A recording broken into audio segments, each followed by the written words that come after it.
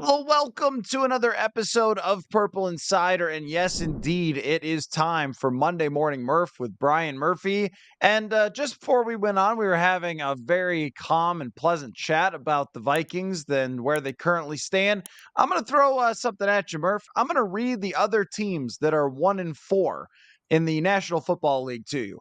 The New England Patriots, the Denver Broncos, possibly before we're recording could be the Vegas Raiders. I guess we'll see. They're playing the Packers.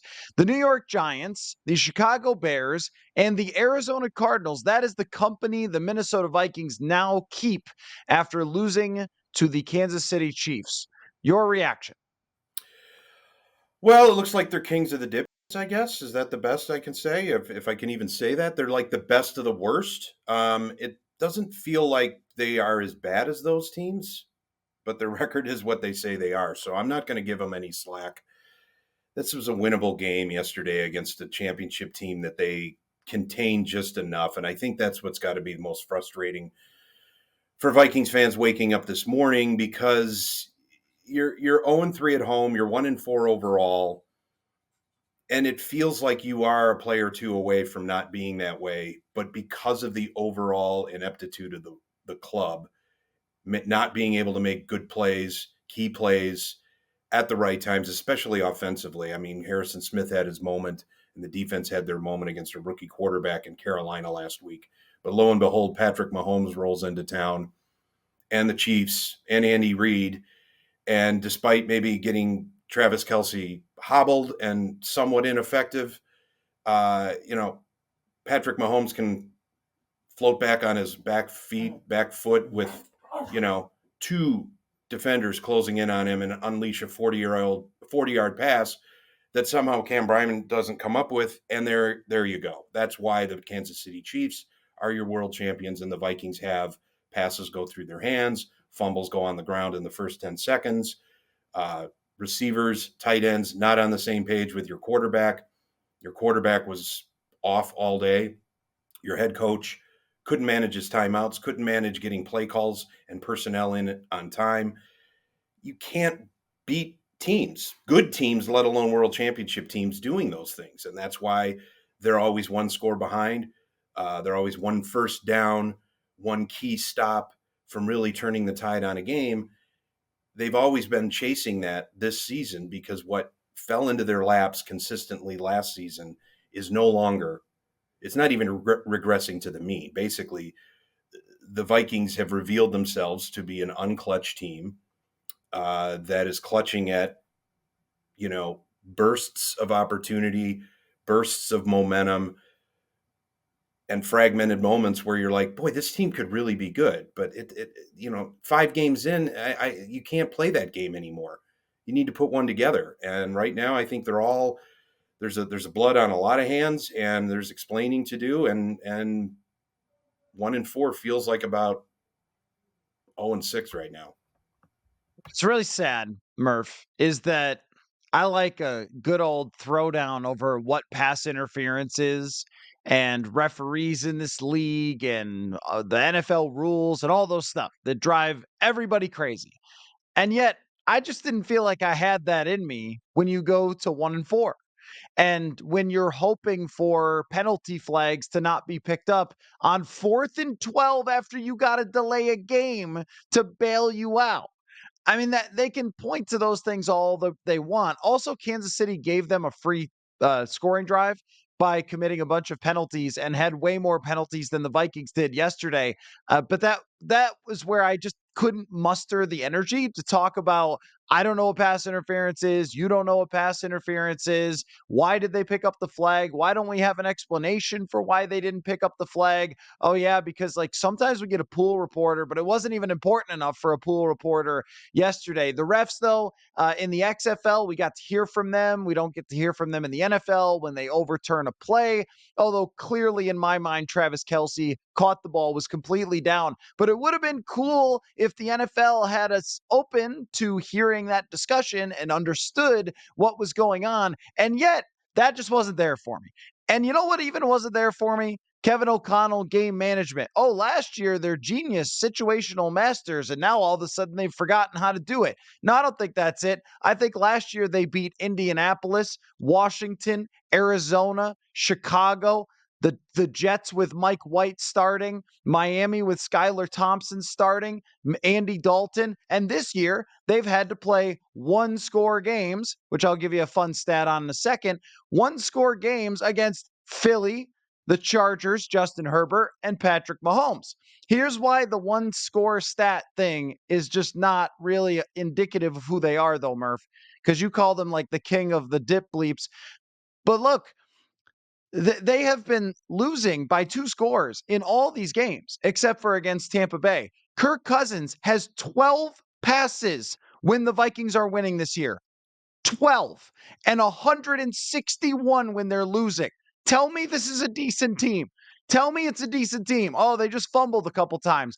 I don't know, man. Pretty hard to argue when you've thrown 161 passes losing and 12 winning.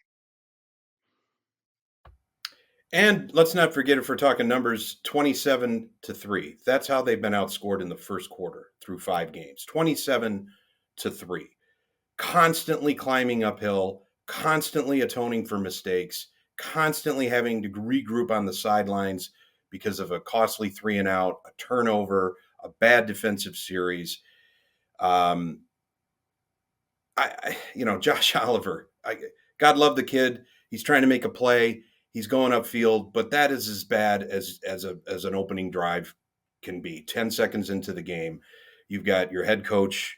It's all nice and cute when he's talking about going on Amazon Prime and eBay to find all these anti-fumbling machines. I guess they exist in the world, and threatening to take away playing time for those that can't handle the ball and seem to bury their hands in Crisco before every game. Yet I don't see any results tangible at all. He did make the point that, hey, we grinded through for 59 and a half minutes and didn't turn the ball over again. Yeah, well, it may not be the number of turnovers. It's the timing of the turnovers. It's the tone that it sets. Kansas City said, thank you very much. We'll take our 7 points here. And other than, for a hiccup of time, the Vikings didn't have a lead at all yesterday. I want to know what seems to be the communication issues getting calls into either Cousins or the defense in these critical situations. It happened 2 weeks ago against the Chargers. The Vikings were practically blaming the home crowd for making too much noise, reacting to a positive play at the goal line. They couldn't get the right call into Cousins at the goal line. He ends up throwing a deflected interception. Yesterday, he had a key 4th down against the Chiefs, who you didn't know if they were going to go for it or if they were going to punt. And suddenly the Vikings have to burn a timeout because they can't get the right personnel on the field. They had to burn another timeout because they were avoiding a delay of game. They burned another timeout from, as you mentioned, the Kelsey catch, which seemed pretty obvious. Who's barking in O'Connell's ear? He said he doesn't regret making that decision because it's something that he wanted to. He felt like it was such a key play that maybe we get the ball back, and they're not making the right decisions from a management standpoint, but they're also not coming up with plays that they had been last year, but also that are just professional plays. And I'm going to go handle that dog in a second because even he's upset with the Vikings clock management. I don't see where, the boy genius doesn't seem to be. This is where he needs to step up as a head coach and really set a tone that either there's accountability, or there's a shift in focus, or there's a shift in scheme, or there's a shift in approach, because what he's doing right now, the levers that he's pulling, they're not working right now. And I don't think there's a lot of buy-in right now to what he's saying as well. Well, I think what you saw last year, and by the way, that means you owe a dog pun. So keep that in mind that when the dog distracts, that's the rule. We haven't had a lot of that on the show, but that is the rule. Yesterday, half the stadium was red. So that may have played into some element of it. There were explanations for each one. There was, Garrett Bradbury got pulled out of the game by a concussion spotter, but I guess he had cut his neck or something and he was holding it and they thought he was holding his head. So they pulled him out of the game. And then there was a substitution issue. And then they had to use a timeout. But it has been a perpetual kind of issue this year of getting the call in, the timing of getting the calls in, and getting that whole operation to work. And they've taken a number of delay of game penalties. And even if there are a lot of Kansas City fans who have made the trek up and a lot of Vikings fans who sold them their tickets because they didn't believe in the Vikings against Kansas City, then that okay, that's fine. But taking a delay of game to me is as egregious as the using a bad timeout in that situation where you're facing a 4th and 7, and then you end up pushing that back to a 4th and 12 to the point where you just have to heave the ball down the sideline. Now, the whole substitution thing in football in general, you see it in college and in the NFL. Teams are doing tons of substituting and rotating, and there are going to be some issues here. But there was also a timeout where you would much rather just take a 5-yard penalty. I think it was earlier when they took the timeout where it was something like 3rd and 8 versus 3rd and 13. I don't know if that's a big enough difference to waste a timeout that you could need later. And then on the final drive, they're needing that one, at least one timeout. But at the same time, though, everything has come down to at the end of the game, OConnell and Philly is saying, hey, we were an onside kick recovery away from potentially tying the game. Okay. It sort of felt like that yesterday. Like, hey, we were a minute 6 with basically no chance in this world unless Mahomes switches jerseys to go down and score a touchdown here. One score away. We were this close. I don't think they were that close in that game, Murph. I think that they just got beat pretty handily overall. But, if the final score is 7, well, okay. But the score was 27-13. They couldn't make a stop in the second half. Mahomes just cruised down the field, threw a touchdown to Kelsey. Yeah, there was the one, pass interference that's probably going to get called 99 times out of 100 when you're not facing the wide, or when you're facing the wide receiver and not turning your head to it. But I mean, there's a lot of like moral victory stuff that's kind of going on, and I think this is what you're alluding to with OConnell. Yes, he's going to stay positive, but also you have to address what's happening here, or you don't. I don't know, because watched Drake May play the other day and it looked pretty darn good, but I don't think it was supposed to be this ugly to start the season. No, and there is a lot of moral victory vibes pouring out on a lot of tongues yesterday. And look, if you're 3-2 or you're 2-3, and it was a valiant effort against the defending champs at Arrowhead, I might bite a little bit on that. But as the great Leo DeRocher once said, "Show me a good loser, and I'll show you a loser."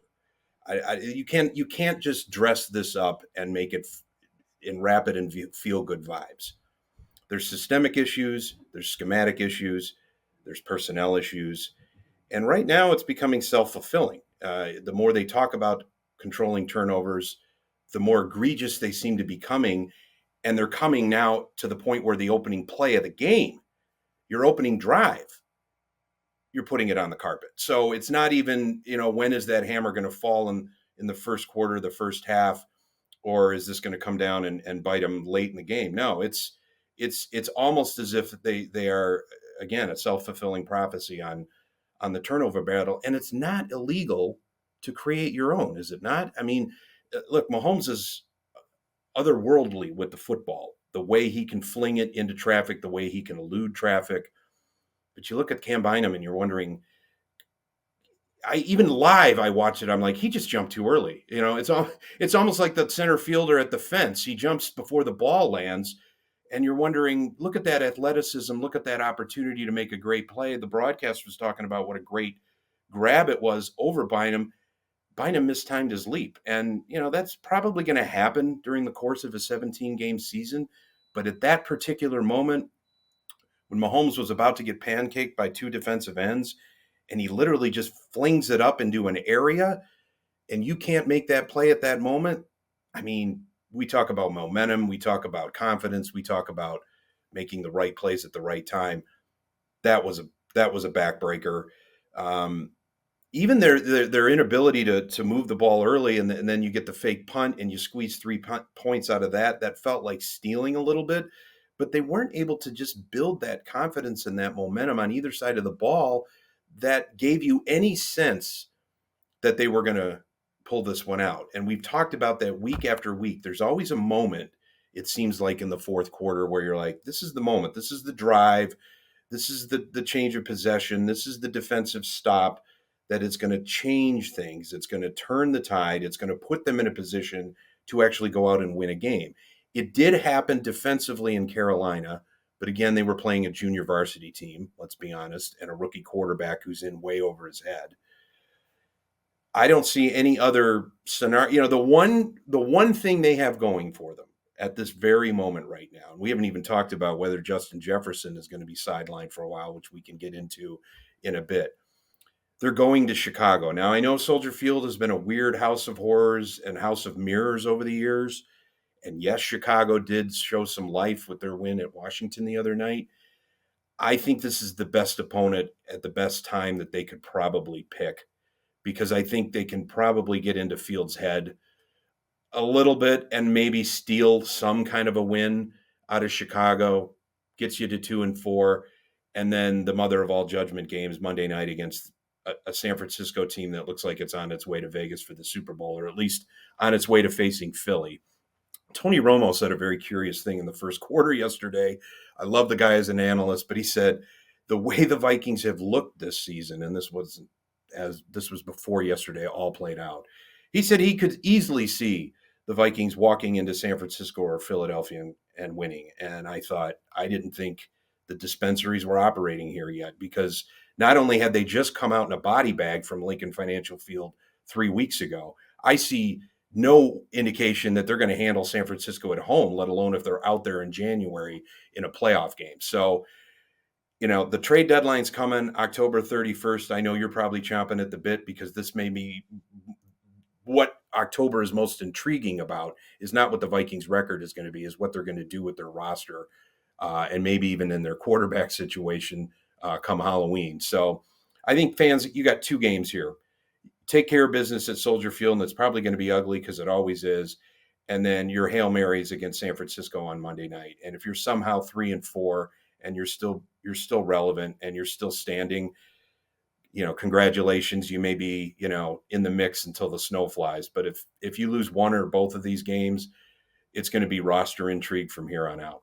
Folks, we are going all in on Prize Picks this football season. Every week, we are playing and testing out our skills here on Purple Insider to see if we can predict what numbers players will put up every Sunday. If you haven't heard of it, trust me, you're going to want to check it out. Prize Picks is the easiest and best way to play daily fantasy. Instead of battling against thousands of other players and people who spend their entire lives doing fantasy, all you do is pick more or less on between 2 and 6 player stat projections. So, say a quarterback's number is 250.5 yards, go more or less, and bang, you are playing. And you can pick from hundreds of players and numbers this football season. The cool thing is that it's quick and easy and does not cost an arm and a leg. You can turn $10 into 250 just like that. Again, the perfect way to fit it into a busy day. Click, and you're playing. This isn't just something that I like. You're going to hear us doing every single week, Prize Picks on the show on Purple Insider. So go to prizepicks.com/purple and use the code PURPLE for a first deposit match up to $100. That's prizepicks.com/purple with the code PURPLE. Daily fantasy sports made easy. With what Tony Romo said, I feel like we've spent the last, I don't know how many number of years being the pat on the head compliment when everybody else is here to see the other team, right? And that's what it is for Tony Romo. Oh yeah, I mean, I could definitely see this team. Sure, maybe, I don't know. Why not? We're broadcasting to their state as well. Good for you. It's like when somebody on NFL Network picks Kirk Cousins to win MVP before every season. You go, "Oh yeah, sure, okay. So I guess you got bored in June." Like, this is the point, right? Maybe if they go to Chicago and pull off a win at Soldier Field, then they get the right to get steamrolled by an actual good team. Cool. Great. Another fun Kirk Cousins season to put on the one of how many that have actually mattered. It's going to after this, it's going to be 2 out of 6 that have mattered. And it's not all his fault. I know the obligatory. We have to make sure we say that. Although, did you know the Chicago Bears have more points than the Vikings this year? There's some bad stats, Murph. You talk about the turnovers on defense. Well, yeah, I mean, just there's a lot of them, but they're 14th in scoring. You're not going to beat Jalen Hurts, Justin Herbert, and Patrick Mahomes by being 14th in scoring. But you know where I would have bet they would have been right now in scoring? 14th, because that's who you are. I don't care if Randy Moss, Terrell Owens, Tony Gonzalez, and Orlando Pace come play for you. You will be 14th in scoring until you change who is at quarterback. I mean, this is just the reality. It's who they are. It's who they're always going to be. And Kirk Cousins said after the game, this is the best group of weapons I've ever had, and walks out of this building at 14th in scoring again. And I don't even disagree with him. Not only that, on the defensive side, and I blame this more on playing really good quarterbacks so far, but they have 3 turnovers caused. That is the third fewest in the NFL. They have the third lowest percentage of pressures on the opposing quarterback. You're not stealing victories on defense. We knew this. The idea was that you could match Mahomes because you have weapons. Mahomes has you, me, and Dane Mizutani at wide receiver and just outperformed you at your building in front of most of their fans. It's not, there's no silver lining. There's no pat on the head. This has been as bad as they could have projected to a start to the season. And it looked worse that the Lions just ran over the Carolina Panthers with a tractor in that game and were laughing by the end, where the Vikings barely survived the Panthers. I mean, it's a good scenario for trade talk for sure, but it's not one that makes me think, oh, yeah, actually, secretly they're good. That's the annoying thing. Secretly they're good. No, you don't secret your way to 1-4. You don't. You secret your way to like 0-2. Or if you're the Bengals and you have Joe Burrow, maybe his calf hurts and you're not that good. This is not secret anything. I don't even believe in them going to Chicago and winning necessarily because of that's what's really stuck in me this morning is just seeing the number of tweets and arguments and listening to O'Connell's arguments that, oh, well, the games have been close. Congrats. Put it on another The Games Have Been Close banner. Good for you. But I've had enough of that. You said you were going to be competitive. You're not competitive. And I don't know how you get there because you have 5 home games left. One of them, you're going to get murdered by the San Francisco 49ers. And then you go on the road for basically the rest of the season. So congrats on doing what you should have done a long time ago and having a terrible season and setting up for drafting a quarterback. That's the best thing I could come up with. I don't have any moral victories for any of this. We almost got close nonsense. I just have had enough of that. I feel like I've just been bludgeoned to death. So give me a minute while I compose myself because I'm not sure even where I can unpack from there. Look, they're done. I mean, I'll agree they're done. I'd like to see what they do the next 2 weeks because I think it's going to change not only the minds in the public, but it's also going to change the calculus in the front office. If they can't come up with one and look all if 2 weeks from now, we're talking about them being 2-5, 2-6. Yes, I'd like to see the bloodletting begin and the roster at least try to sell something other than, hey, we battled tight. The thing about the NFL is that it is the harshest glare. It reveals your vulnerabilities and insecurities so much because there's only so many games to play.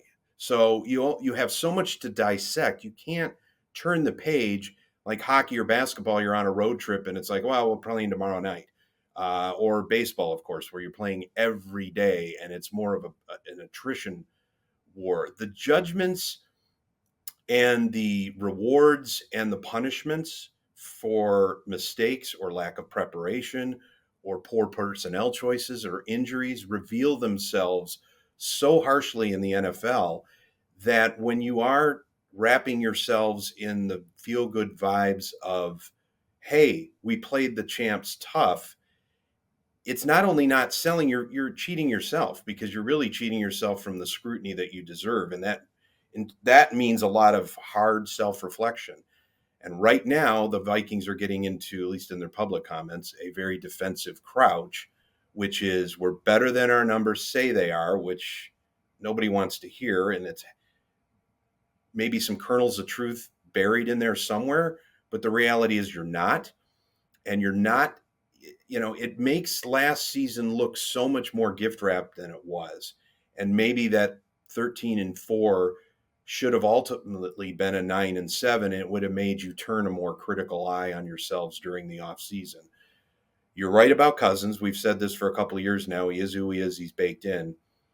And if you are walking out of the building saying this is the most talented team I've had, and yet we're a middling scoring team that can't hold on to the ball, that is constantly playing from behind and uphill, then that says a lot about you as an elite quarterback, or lack thereof, as well. So everybody has an opinion on Cousins, and when he's to blame and when he's not, and when he's an empathetic figure. And look, he took his kids to the Twins game on Tuesday. He's just like one of us.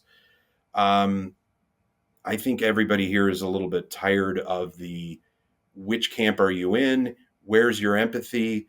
Where's your understanding? He's a good person who loves to talk to the Holland Sentinel, his old newspaper, as you chronicled last week, which was a great story, but he's a 500 quarterback. He's a 500 quarterback with a losing record in the postseason who's chewing up a lot of your cap. So, what else are you looking to learn at this point? What else are you going to learn? Um, if I'm a Vikings fan, at least they can stop self-medicating and at least just enjoy a cocktail watching the Twins actually become the feel-good story in town. I don't know if that takes any of the edge off for the fan base, but it certainly gives you another shiny object to look at, because otherwise this can get dark in a hurry. It's going to get dark just like the nights are going to get sooner, and it just feels like this is going to come to an inglorious end for a couple of people on this roster by the end of this month. I think for me, it's mostly about like moral victories in general. Like last year, I defended the one score wins while everyone was calling them frauds by pointing out that a lot of those wins were actually they're up by 2 scores and another team comes back and scores at the end and so forth. And I think it was a much better roster overall. I mean, yeah, I think Jordan Addison is better than Adam Thielen, but when you look at the defensive side, Zadarius Smith, Delvin Tomlinson, Patrick Peterson, when we talk about the sack and interception numbers, they had bad numbers with yardage, and by the end, not very good numbers with points allowed either.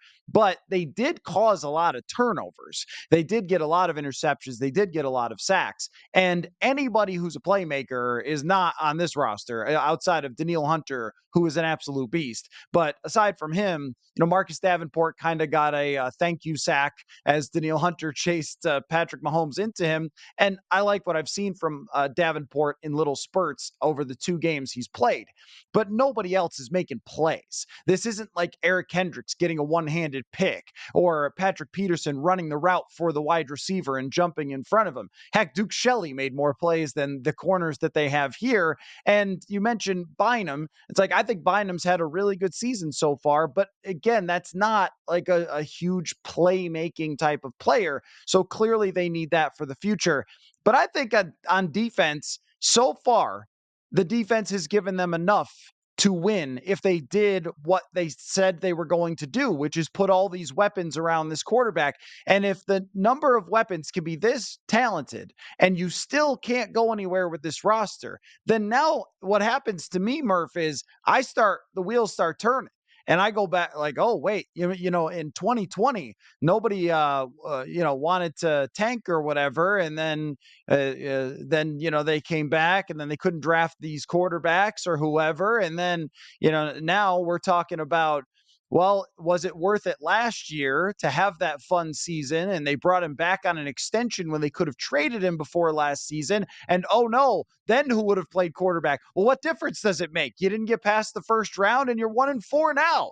I mean, who cares if it was Gardner Minshew or if it was a McCown or Todd Collins? I don't care who was playing quarterback. It wouldn't have made any difference because you didn't get anywhere else, except for you would have taken an approach maybe to draft one and take shots at quarterbacks who could be your future. So that's what ends up happening to me when I look at this record. So when I get the, well, actually, we'd be much better if we just didn't fumble 8 times. Like, oh, well, if that Titanic didn't bump into that iceberg, everything was going great. Like, that's kind of how it feels here. And I guess the question then is, who are we pointing fingers at? I asked Dane Mizutani this yesterday. He's like, well, maybe Hawkinson got overpaid. Like, I don't know. I don't know. I mean, if you're expecting TJ Hawkinson to be Randy Moss and Tony Gonzalez to have to reach up and catch those balls, you've got the wrong guy, I think. But I don't know. Who do you want to point a finger at, Murph? This is a day to point some fingers, I think.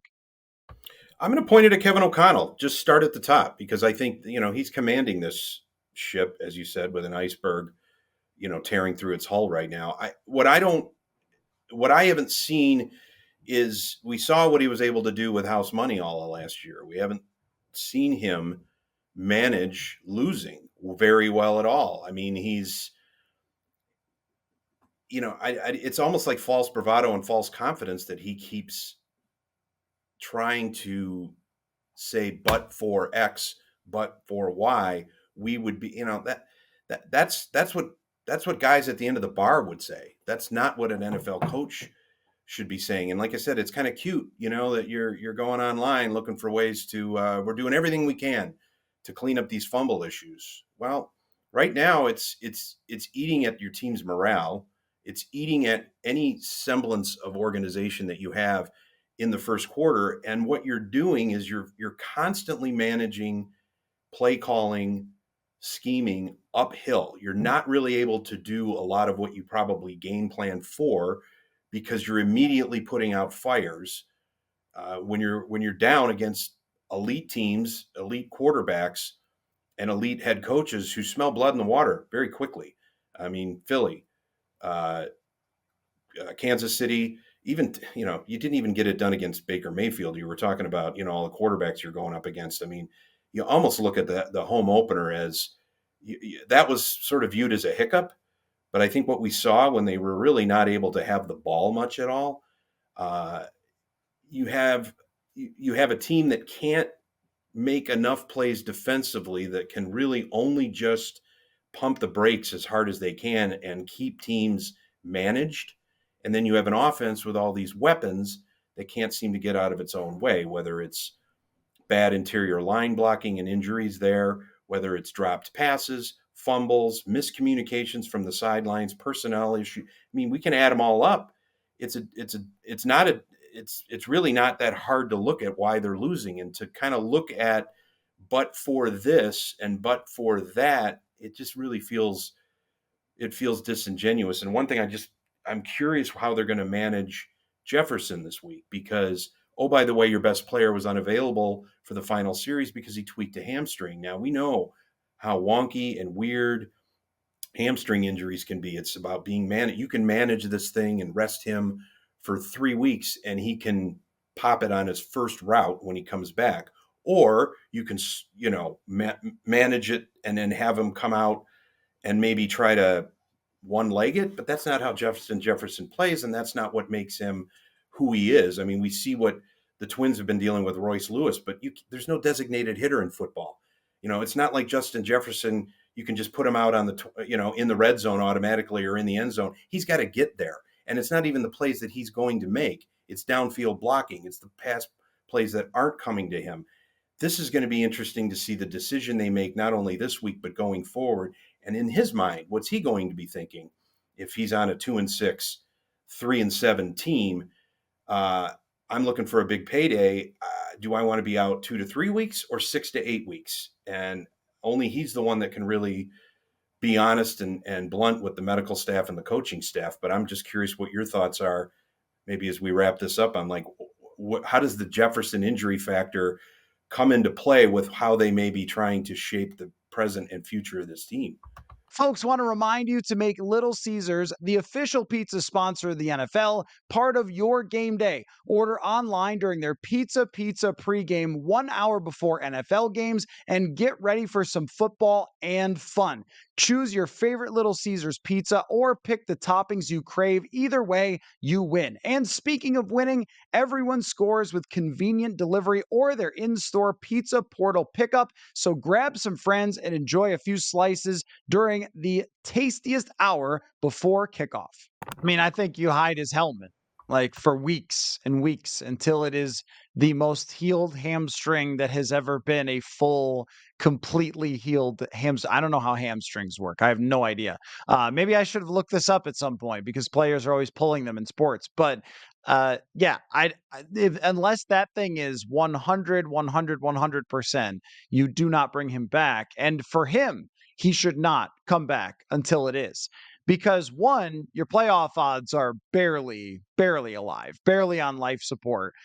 And also, I mean, I don't need that for the future for being a problem year in and year out. And I could think of a number of examples through the years. Dalvin Cook, 2018. I think it was a hamstring, Adam Thielen in 2019 that slowed him up so much during that season. And in both instances, they put those guys back out there too early and they pulled their hamstrings again, which happens all the time. Guys in warmups feel like, yeah, I'm feeling great. But the acceleration, the violence to those plays is more than you can emulate when you're actually out there going against someone else. So I see no reason to play him this week or next week. I mean, after that, you want to play him against the most physical and violent team in the NFL in San Francisco? No, you need Jefferson to be here for 10 years, not 10 weeks. So I would have no interest in doing that. Who knows? I mean, every player is trying to come back, and we saw a few players get banged up yesterday and get back on the field, some of which I wondered if that was the right move.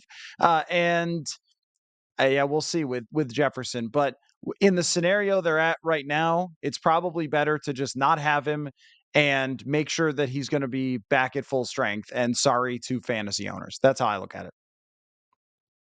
Well, it's prudent. I mean, this is a long-term investment, both you're going to make with him and he's going to make with the club.